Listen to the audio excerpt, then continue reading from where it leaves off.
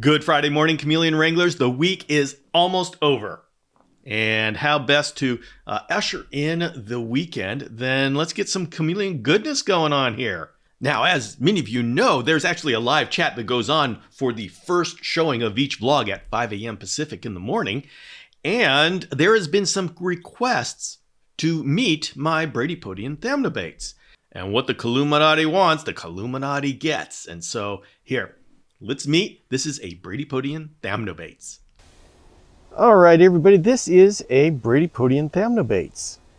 This is a live-bearing chameleon from South Africa, and you can see there's my hand, so you can see how small they are.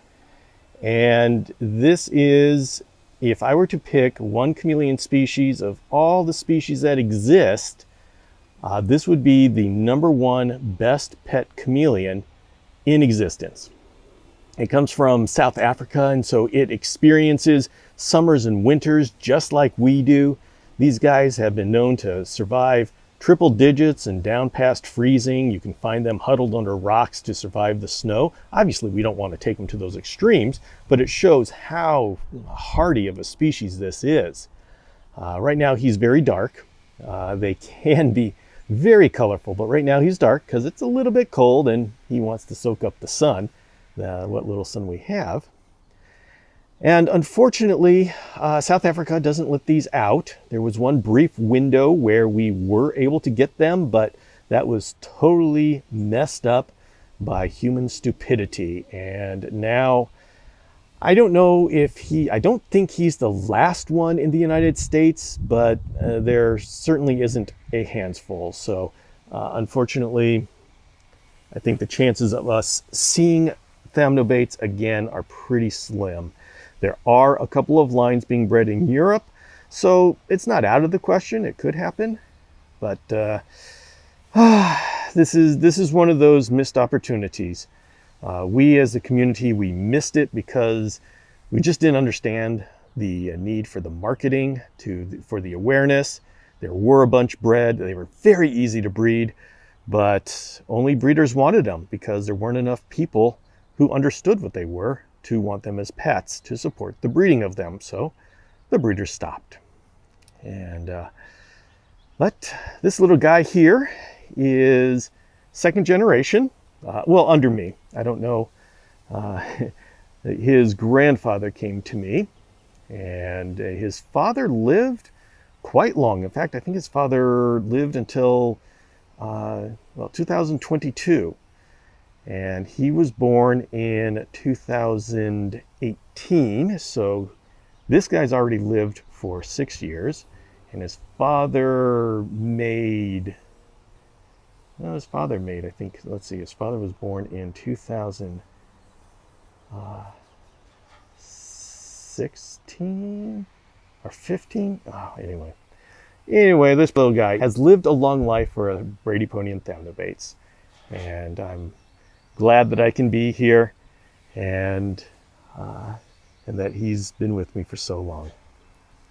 Well, all right, I'm going to put him back.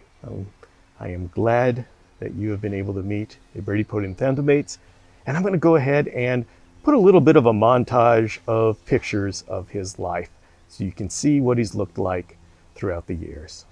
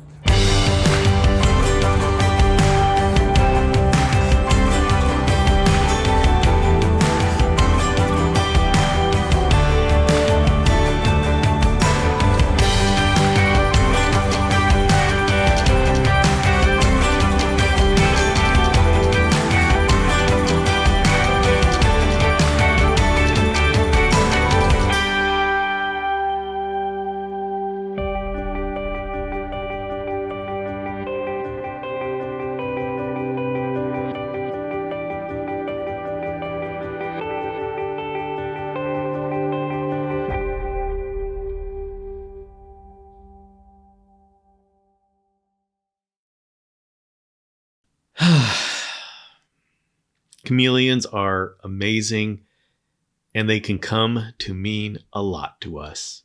I do treasure every day I have with Charlie.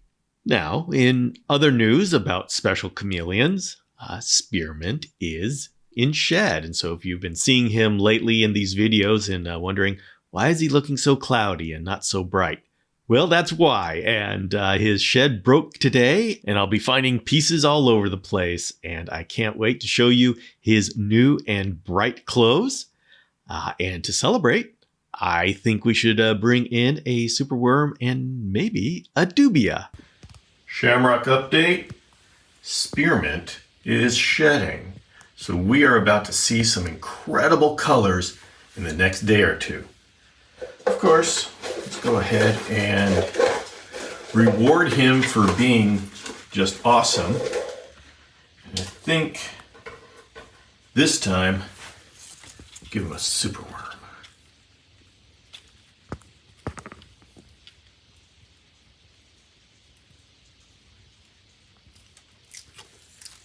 Excellent. I love this daily ritual.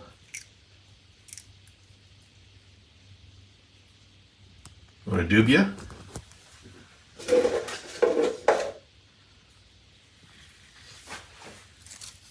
See if he wants a dubia.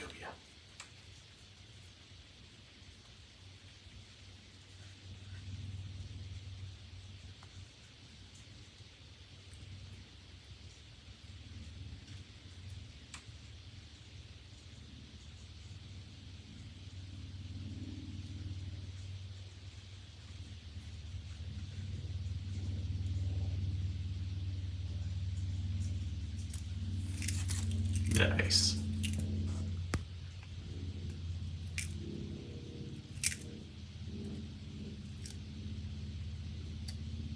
All right, it is time to think about our future a bit.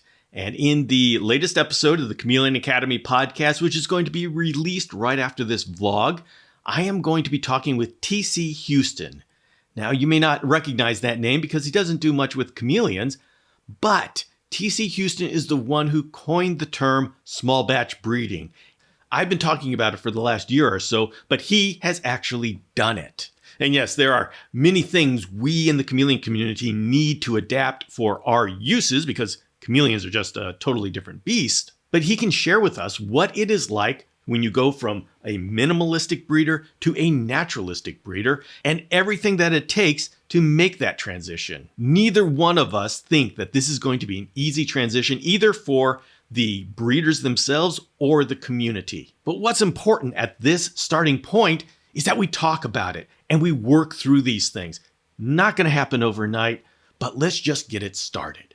So I invite you to check out the next episode of the Chameleon Academy podcast.